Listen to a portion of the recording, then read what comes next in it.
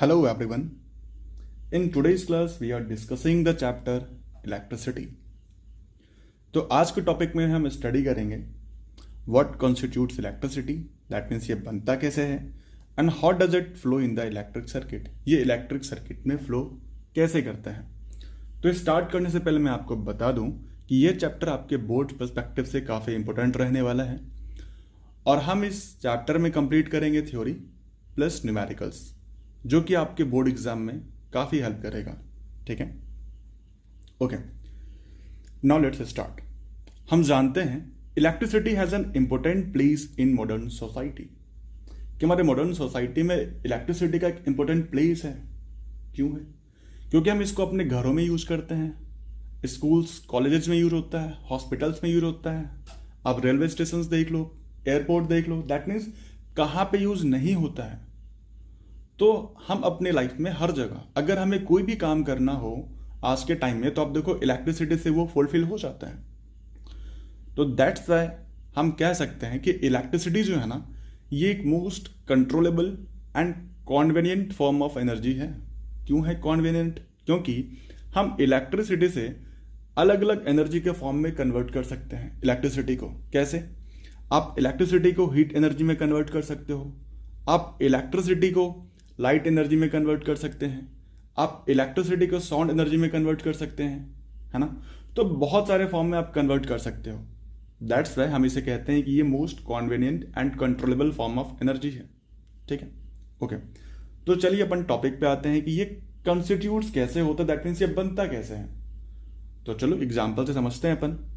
जैसे बच्चों आपको पता होगा कि जब वाटर फ्लो करता है तो क्या बनाता है? Water current.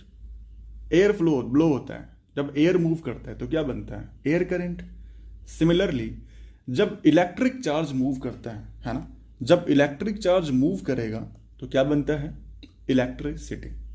ठीक है, दैट मीन्स हम बोल सकते हैं मूविंग चार्जेस कंस्टिट्यूट्स इलेक्ट्रिसिटी। क्या हम ये बात बोल सकते हैं? बताओ।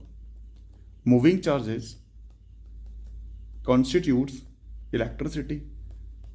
क्लियर है? Moving charges constitutes electricity. अब आप मुझे ये बताइए कि ये जो मूविंग चार्जेस है ये कौन से चार्ज हैं? तो जो चार्ज मूव करता है, चूंकि हम जानते हैं चार्ज दो टाइप्स के होते हैं, एक पॉजिटिव चार्ज और एक नेगेटिव चार्ज होता है। तो ये मूविंग चार्जेस कौन से चार्ज हैं? तो ये बेसिकली आपका जो ये मूविंग चार्ज है ये है नेगेटिव चार्ज। कौन सा चार्ज है ये एक नेगेटिव चार्ज है। ठीक है, ये हमारा नेगेटिव चार्ज है। ओके, बट नेगेटिव चार्ज भी कौन सा? दैट मीन्स नेगेटिव चार्ज आप बोल सकते हो जैसे कि ये इलेक्ट्रॉन है। नेगेटिव चार्ज हम किसको कहते हैं? इलेक्ट्रॉन का। बट ये कौन सा इलेक्ट्रॉन है? ये है आपका फ्री इलेक्ट्रॉन्स। कौन सा इलेक्ट्रॉन है? फ्री इलेक्ट्रॉन्स है। दैट मीन्स आप डायरेक्टली बोल सकते हो जो मूविंग चार्जेस इलेक्ट्रिसिटी कंस्टिट्यूट करता है ये कोई और नहीं, ये फ्री इलेक्ट्रॉन्स ही तो है। ठीक है, तो हम फ्री इलेक्ट्रॉन्स जो मूव करता है तो वही इलेक्ट्रिक करंट कंस्टिट्यूट करते हैं। अब ये फ्री इलेक्ट्रॉन्स होता क्या है? तो आपको पता होगा, शायद केमिस्ट्री में पढ़ा होगा आपने, जो किसी भी एटम के जो आउटरमोस्ट ऑर्बिट में जो इलेक्ट्रॉन होते हैं, है ना, आप उसे ही वैलेंस इलेक्ट्रॉन्स या फ्री इलेक्ट्रॉन्स कह सकते हो। ठीक है ना। तो आउटरमोस्ट ऑर्बिट के जो इलेक्ट्रॉन है वही आपके फ्री इलेक्ट्रॉन्स कहलाते हैं। और ये सबसे ज्यादा किसके पास होता है? ये मेटल्स के पास होता है। दैट्स वाई मेटल्स जो है वो इलेक्ट्रिसिटी का गुड कंडक्टर होता है। क्या आप लोगों में से कोई बता सकते हैं कि कौन सा मेटल इलेक्ट्रिसिटी का बेस्ट कंडक्टर है? तो silver is the best conductor of electricity.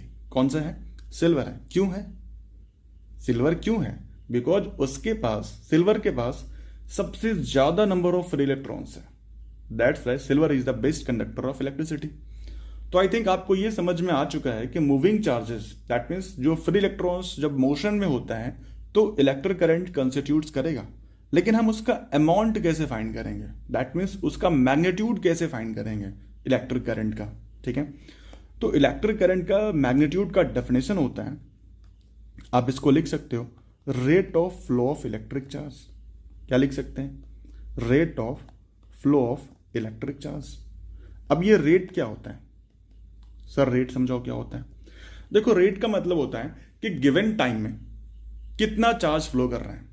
Rate का मतलब होता है, फिजिक्स में जब भी रेट वर्ड आता है यानी टाइम, गिवन टाइम में कितना चार्ज फ्लो कर रहा है। हम अगर हम गिवन टाइम में कितना चार्ज फ्लो कर रहा है ये फाइंड कर लेते हैं तो मुझे इलेक्ट्रिक करंट का मैग्नीट्यूड फाइंड हो जाएगा। या फिर तुम उसको अदर वर्ड्स में ये भी बोल सकते हो, the amount of charge flowing through a particular area in a unit time. Definition अच्छे से याद रखिएगा, क्योंकि डेफिनेशन भी पूछा जाता है कई बार आपके बोर्ड्स एग्जाम में, ठीक है। तो please learn the definition very clearly, okay. The amount of charge flowing through a particular area in unit time. Sir ये क्या कहना चाह रहा है? चलो ठीक है, हम एक एग्जाम्पल से आपको समझाते हैं। क्या ये आपको दिख रहा है? जस्ट इमेजिन करो, जैसे हम टैप को ओपन करते हैं तो वाटर फ्लो करता है। अगर आपने टैप को थोड़ा ओपन किया तो वाटर स्लोली फ्लो में, दैट मीन्स कि थोड़ा अमाउंट में वाटर फ्लो कर रहा होता है ना। बट अगर हम टैप को पूरा ओपन करते हैं तो क्या होता है? वाटर का फ्लो तेज हो जाता है भाई, फास्ट हो जाता है ना। तो मान लो ये जो वाटर फ्लो कर रहा है ये वाटर नहीं, चार्ज है। ये क्या है जी? चार्ज है। और हम जानते हैं कि कौन सा चार्ज फ्लो करता है? तो इलेक्ट्रॉन्स। ये जो चार्ज फ्लो कर रहा है मान लो इलेक्ट्रॉन्स है। क्या कौन सा चार्ज है? इलेक्ट्रॉन्स है। इलेक्ट्रॉन्स फ्लो कर रहा है, ठीक है। ये सबके सब क्या है जी? इलेक्ट्रॉन्स है। तो ये जो पार्टिकुलर एरिया है, दैट मीन्स आप कह सकते हो ये वाला जो एरिया है ना, इसको तुम कह सकते हो ये पार्टिकुलर एरिया जो है, इस पार्टिकुलर एरिया से यूनिट टाइम यानी गिवन टाइम में कितना चार्ज फ्लो कर रहा है उतना ही करंट होगा। तो सिंपल है, अगर ज़्यादा चार्ज फ्लो किया तो करंट ज़्यादा होगा, और कम चार्ज फ्लो किया तो करंट कम होगा जी। दैट मीन्स जब टैप को थोड़ा ओपन करा था तो मान लो करंट कम होगा उस टाइम में। क्यों? क्योंकि इन अ गिवन टाइम उस पर्टिकुलर एरिया से चार्ज का रेट फ्लो कम था, है ना। और अगर आपने टैप को पूरा ओपन कर दिया तो वाटर का फ्लो तेज हो गया था, फास्ट हो गया था। तो आप कह सकते हो कि उस टाइम जो चार्ज का फ्लो है वो ज़्यादा था, दैट मीन्स करंट का वैल्यू ज़्यादा होगा। चलो ठीक है, तो हमने डेफिनेशन से समझ लिया rate of flow of electric charge को हम क्या बोलते हैं? करंट। लेकिन हम इसको फॉर्मूले से कैसे एक्सप्लेन करेंगे, क्योंकि हमें फॉर्मूला भी तो बताना है। देखो, तो इलेक्ट्रिक करंट का जो फॉर्मूला होता है, इलेक्ट्रिक करंट को हम कैपिटल आई से डिनोट करेंगे, और इसका फॉर्मूला होता है I equals to Q upon T, charge by time, ठीक है। अब इसका यूनिट को देखते हैं। जो चार्ज का ऐसा यूनिट होता है वो होता है कूलम। क्या होता है? कूलम होता है, ठीक है। और टाइम का सभी बच्चों को पता है क्या होता है बच्चों? सेकंड होता है। और करंट का जो ऐसा यूनिट होता है वो होता है एम्पियर। क्या होता है? एम्पियर होता है, ठीक है। या एंड्रे मैरी एम्पियर साइंटिस्ट के नाम पे जो है ये यूनिट रखा गया है। तो करंट का ऐसा यूनिट एम्पियर होता है, चार्ज का कूलम होता है, टाइम का सबको पता ही है सेकंड होता है। तो क्या हम लिख सकते हैं कूलम पर सेकंड जो है ये यूनिट, ये coulomb per second is the value of ampere. That means ampere को आप कूलम पर सेकंड कह सकते हो। ध्यान रखना, अगर यूनिट में कभी एमसीक्यूज में ऐसा दे दें कि आपसे पूछ लिया जाए कि मुझे बताओ कि इलेक्ट्रिक करंट का यूनिट क्या है, और वहां पे एम्पियर ना देके अगर आपसे कूलम पर सेकंड दिया है तो उस ऑप्शन को टिक कीजिएगा, क्योंकि कूलम पर सेकंड को ही हम क्या बोलते हैं? एम्पियर, ठीक है। तो फॉर्मूला भी हमने देख लिया है ना। अब देखो, फॉर्मूला बेस्ड डेफिनेशन भी पूछता है आपसे। क्या पूछता है? अगर हमें 1 एम्पियर को डिफाइन करना है तो कैसे डिफाइन करोगे? देखो, तो ये 1 एम्पियर कब होगा? जब 1 कूलम का चार्ज 1 सेकेंड में फ्लो कर जाएगा। जब 1 कूलम का चार्ज किसी भी गिवन पार्टिकुलर एरिया से, किसी भी पार्टिकुलर एरिया से अगर 1 सेकेंड में 1 कूलम का चार्ज फ्लो कर गया तो करंट कितना होगा जी? 1 एम्पियर। चूंकि 1 1 कैंसिल हो जाएगा तो 1 ampere is equals to 1 coulomb per second. तो क्या हम ऐसा लिख सकते हैं कि 1 ampere is equals to 1 coulomb per second? क्या ये सभी बच्चों को क्लियर है? क्या यहां तक कोई भी दिक्कत है? नहीं है। तो हमने देखा इलेक्ट्रिक करंट कंस्टिट्यूट कैसे होता है ना, उसका फॉर्मूला क्या है, उसका ऐसा यूनिट क्या है। तो यहां तक हम लोगों ने सब कुछ देखा। आगे देखते हैं।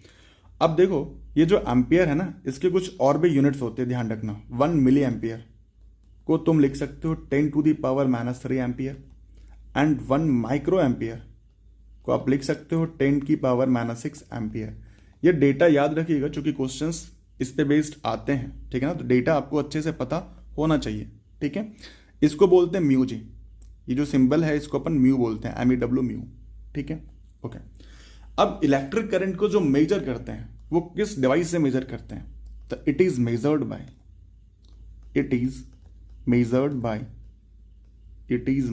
बाय एमामीटर।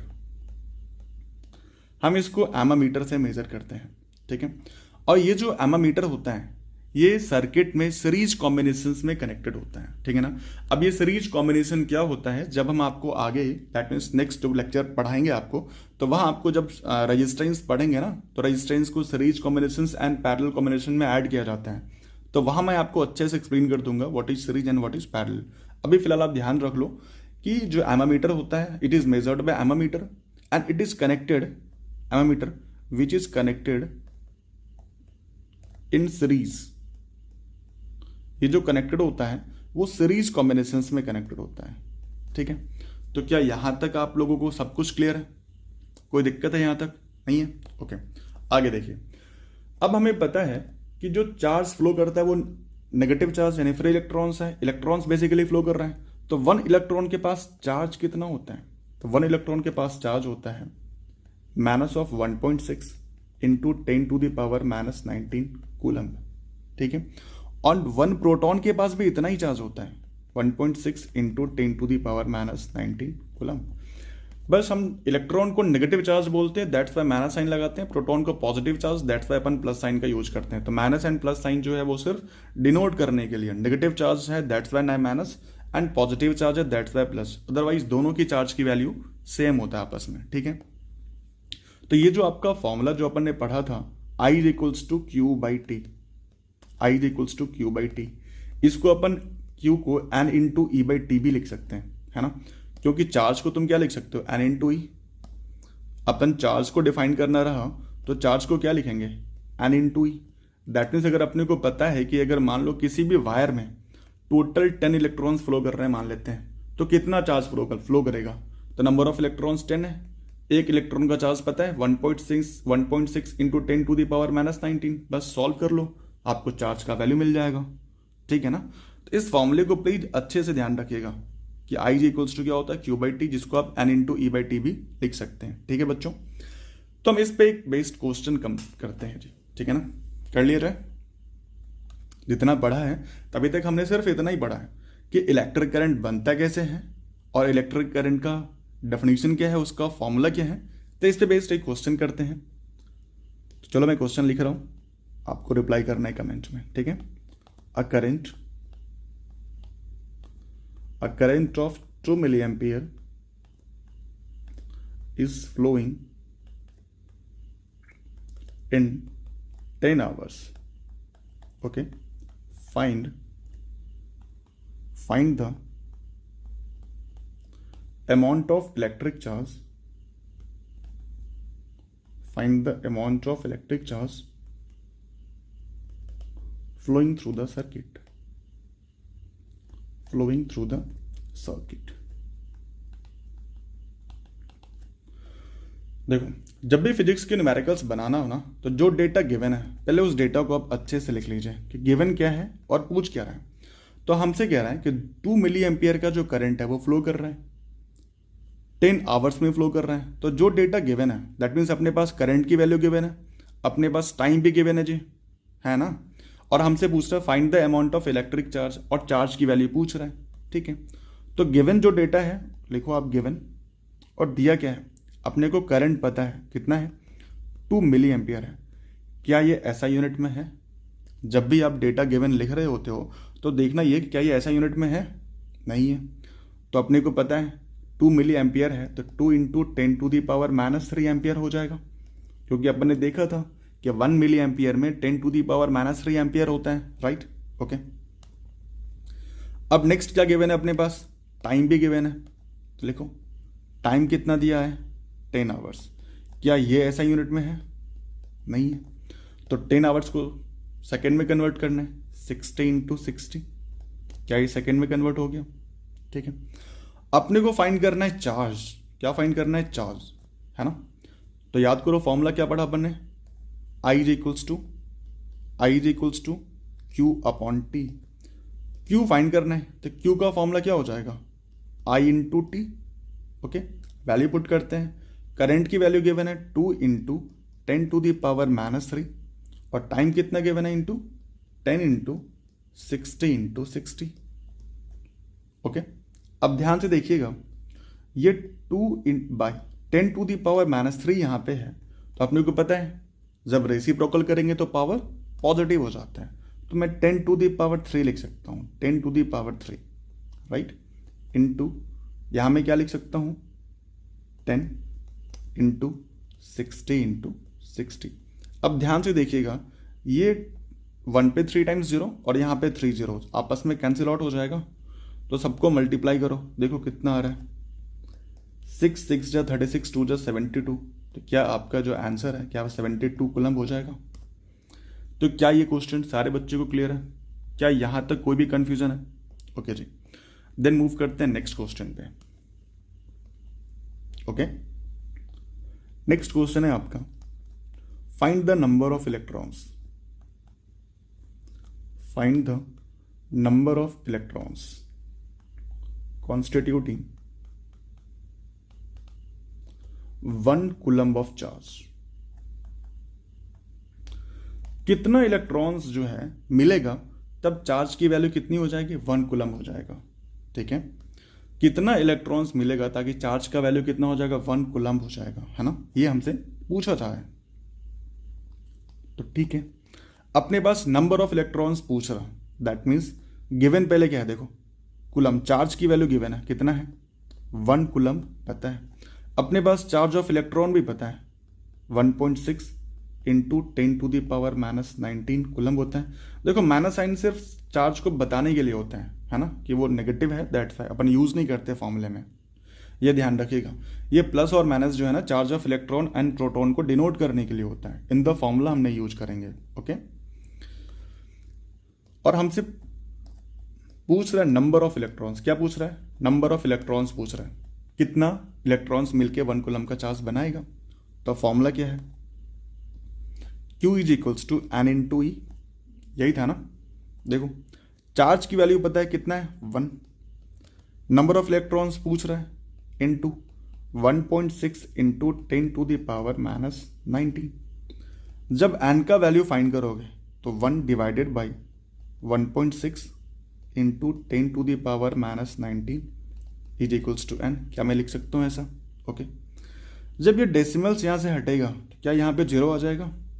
बिल्कुल आएगा। तो अपन लिख सकते हो इसको, N is equals to 10 divided by 16 into, अपन यहाँ पे जो 10⁻⁻19 है ना, इसको ऊपर ले जाते हैं। ठीक है, तो पावर पॉजिटिव हो जाएगा, कैंसिल करते हैं, 2 5 जा 10, 2 8 जा 16। जब आप डिवाइड करोगे वैल्यूज कितना आ जाएगा बताओ, 0.86 जा 48, 2 8 2 जा 16, 4 8 5 जा 40, 0.625 इंटू 10⁻19। इतने इलेक्ट्रॉन्स होंगे। बट याद करो, हमें हमेशा स्टैंडर्ड फॉर्म में लिखना होता है ना। तो डेसिमल के जस्ट बाद अपने को, दैट मीन्स एक नॉन जीरो डिजिट के बाद डेसिमल प्लेस करना होता है ना। तो क्या आप इसको ऐसा लिख सकते हो, ध्यान से देखना, 6.25 डिवाइडेड बाई 10 इंटू 10⁻19। ध्यान देना चाहिए, ध्यान से। ये 0.625 है। अगर मैं डेसिमल को यहाँ शिफ्ट कर रहा हूँ तो यहाँ 1 0 से डिवाइड कर दूंगा। ध्यान से देखो, अगर मैं 10 से डिवाइड कर रहा हूँ दैट मीन्स ये डेसिमल फिर से यहाँ पे आ जाएगा। तो बात एक ही है ना, या तो तुम ऐसे लिखो या तो फिर आप ऐसे लिख लो इस चीज को। ठीक है, तो 6.25 इंटू, अब इसको सॉल्व कर लो, ये 10⁻1 है तो 10⁻18 हो जाएगा। तो 6.25 इंटू 10⁻18 इलेक्ट्रॉन्स। क्या यहां तक कोई दिक्कत है? Now we are going to start electric potential and potential difference. ठीक है, तो हम इससे ये समझेंगे कि जो इलेक्ट्रिक करंट फ्लो होता है उसके पीछे रीजन क्या है। ठीक है, तो हम इसको एक एग्जाम्पल से समझते हैं। ठीक है, मैं आपको एक फिगर बना के समझाता हूं, इसको अच्छे से ध्यान से देखिएगा। मान लो ये एक टब है, ठीक है, एक दूसरे टब भी हमारे पास सिमिलर है। ओके, अब सपोज दैट हम मानते हैं जैसे यहाँ पे दोनों आपस में कनेक्टेड है। ये टब जो है ये एक पाइप से जो है यहाँ पे कनेक्टेड है मान लो। ठीक है, लेकिन इस वाले टब में जो वाटर का अमाउंट है ना वो यहाँ तक है, यहाँ तक वाटर फिल्ड है। ठीक है, ये टब ए है। ये बकेट बी है, टब बी मान लो आप। इसमें वाटर का लेवल या तो फिर नहीं है मान लो, या फिर बहुत कम है, इतना ही है, ठीक है।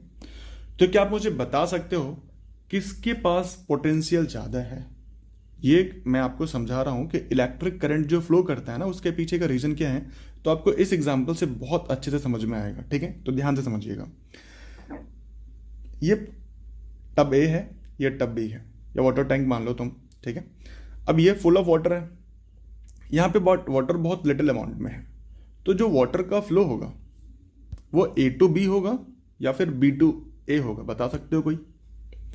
तो हमें पता है वाटर का जो फ्लो है ना, वाटर का जो फ्लो है वो ए से बी की तरफ होगा, ए टू बी होगा। क्यों होगा? क्योंकि हम जानते हैं जो ए का जो पोटेंशियल है वो ज़्यादा है, किससे ज़्यादा है? बी से। ए का पोटेंशियल बी से ज़्यादा है, दैट्स वाई वाटर का फ्लो ए टू बी होता है ना। बट यहाँ पे जो पोटेंशियल एनर्जी मेजर कर रहे हैं, ये कौन सा कर रहे हैं अपन यहाँ जो मेजर कर रहे हैं वो कर रहे हैं ग्रेविटेशनल पोटेंशियल एनर्जी। क्या कर रहे हैं? ग्रेविटेशनल, 9th क्लास में पढ़ा होगा आपने, ग्रेविटेशनल पोटेंशियल एनर्जी, ठीक है। लेकिन यार दैट मीन्स कि लेकिन जब चार्ज फ्लो करता है तो वहां पे ग्रेविटेशन का कोई रोल नहीं होता। एक बात लेकिन ये समझ में तो आ गया ना इस एग्जांपल से कि वाटर का फ्लो हुआ, हाँ ठीक है, वो ग्रेविटेशनल पोटेंशियल से हुआ, दैट मीन्स पोटेंशियल डिफरेंस की वजह से हुआ। एक हाई पोटेंशियल पे था, ए हाई पोटेंशियल पे था और बी लो पोटेंशियल पे है ना। तो high potential to low potential flow होता है वाटर, है ना। अब जैसे कि हमारे जो घरों में जो वाटर टैंक होता है वो सबसे रूफ टॉप पे होता है, सबसे ऊपर लगाते हैं। क्यों? ताकि उसका पोटेंशियल सबसे ज़्यादा हो। जो कि इसका फॉर्मूला कितना होता है? mgh, हाइट जितना ज़्यादा पोटेंशियल उतना ज़्यादा होगा जी, है ना।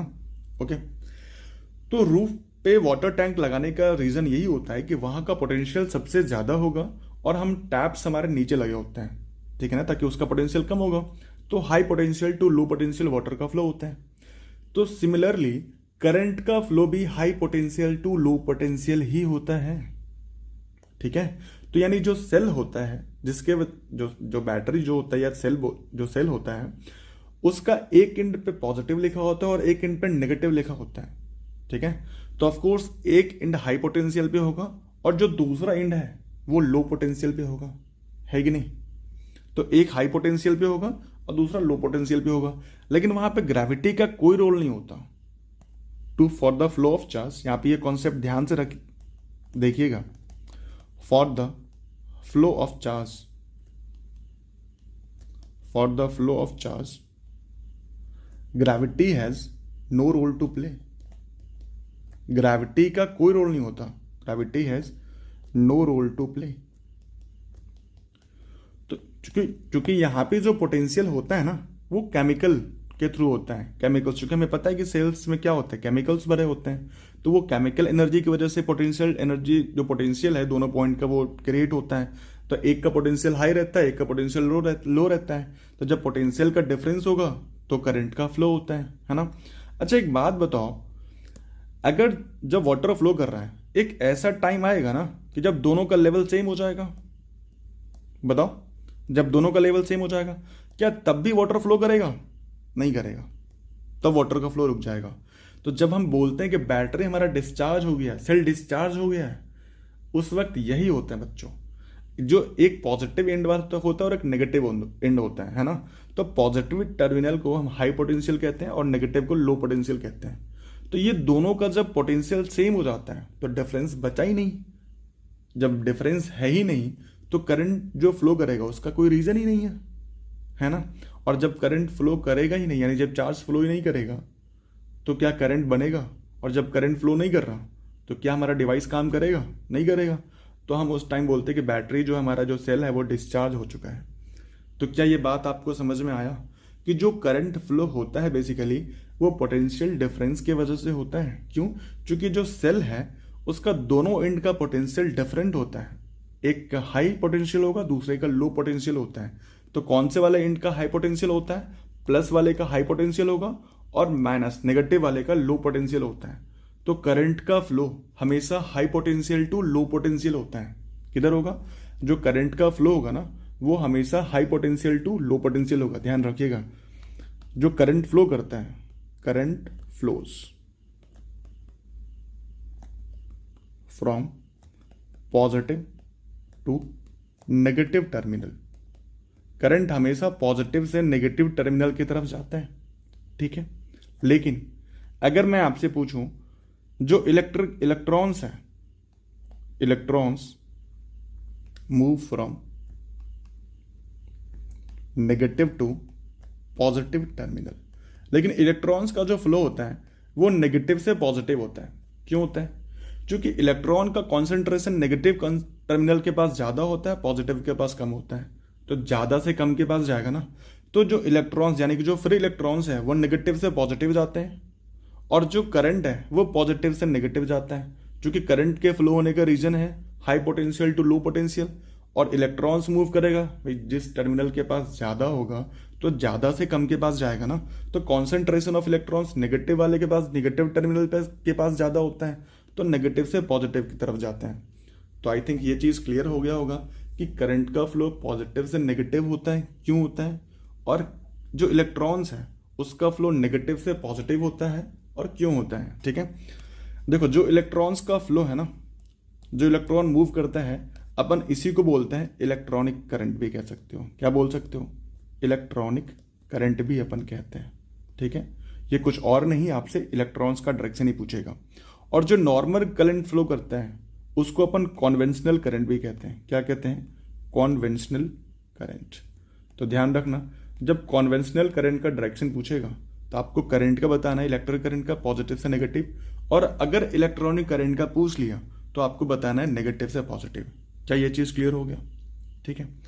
तो चलो हम इस पोटेंशियल डिफरेंस को डिफाइन भी कर लेते हैं। एग्जाम्पल से तो अपने रिलेट करके समझ गए। तो पोटेंशियल डिफरेंस को डिफाइन कैसे किया गया है?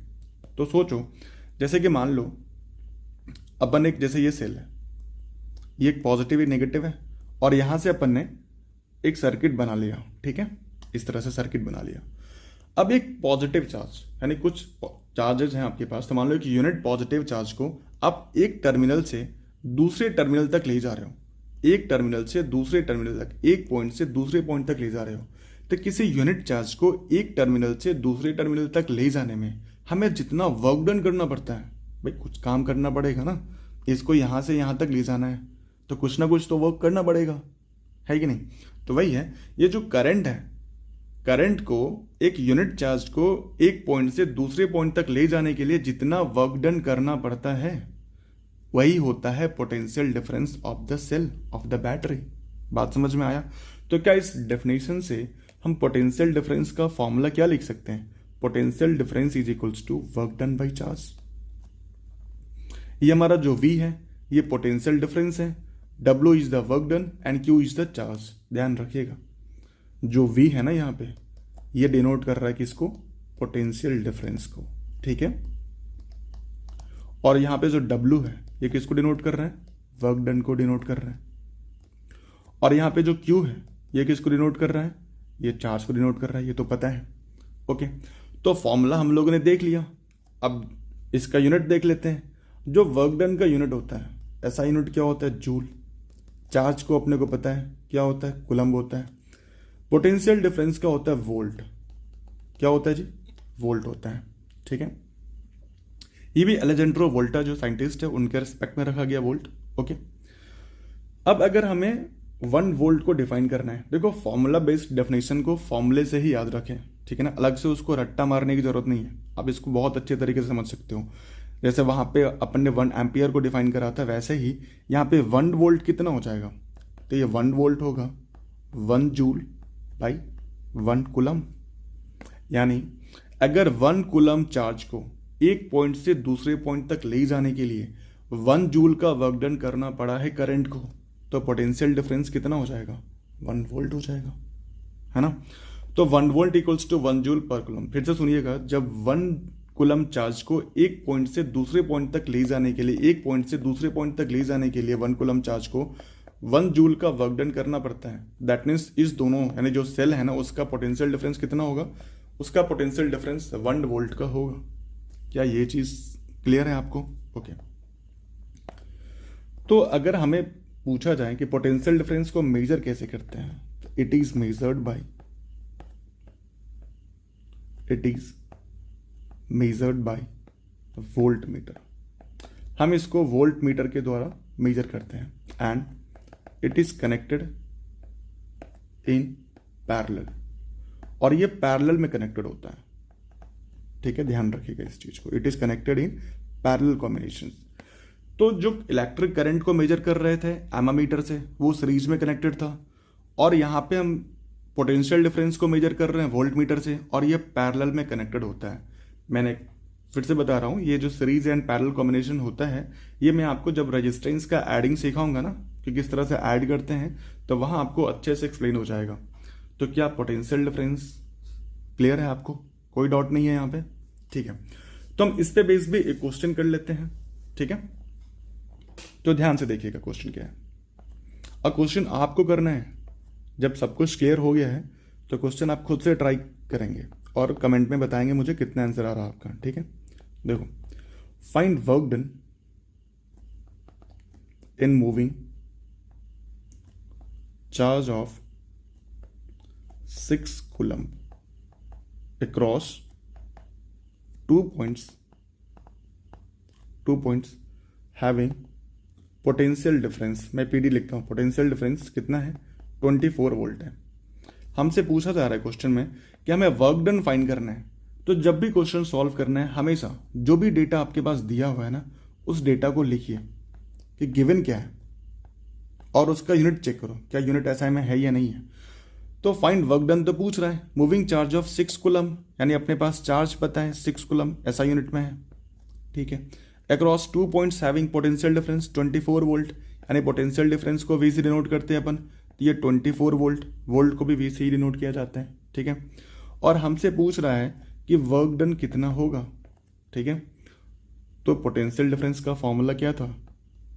पोटेंशियल डिफरेंस का फॉर्मूला था वर्क डन बाई चार्ज। हमसे पूछ क्या रहा है वर्क डन, तो क्या मैं वर्क डन को वी इंटू क्यू लिख सकता हूँ क्रॉस मल्टीप्लीकेशन से, है ना। तो वी पता है कितना है, 24 है, क्यू पता है कितना है, 6 है। मल्टीप्लाई कर लीजिए आप इसको, 6 4 ज़ा 24, 2 6 2 ज़ा 2 12 प्लस 2 14। तो क्या ये 144 जूल। यूनिट का ध्यान रखना बहुत जरूरी है, क्योंकि ये अगर ऐसा यूनिट में है और ये भी है, तभी इसका यूनिट भी ऐसा यूनिट में आएगा, ठीक है। तो जो भी डेटा आपके पास गिवन होता है, प्लीज आप उसको चेक कर लें क्या वो ऐसा यूनिट में है या फिर नहीं है, ठीक है। एक और क्वेश्चन करते हैं, हम इसके और भी क्वेश्चंस करेंगे, जब जैसे थ्योरी पढ़ने के साथ साथ थोड़ा बहुत क्वेश्चंस कर लेते हैं अपन, फिर जब कंप्लीट हो जाएगा तो फिर अपन मिक्स्ड क्वेश्चंस करेंगे बाद में, ठीक है। तो नेक्स्ट क्वेश्चन आपके पास है, how much energy is given to each coulomb of charge passing through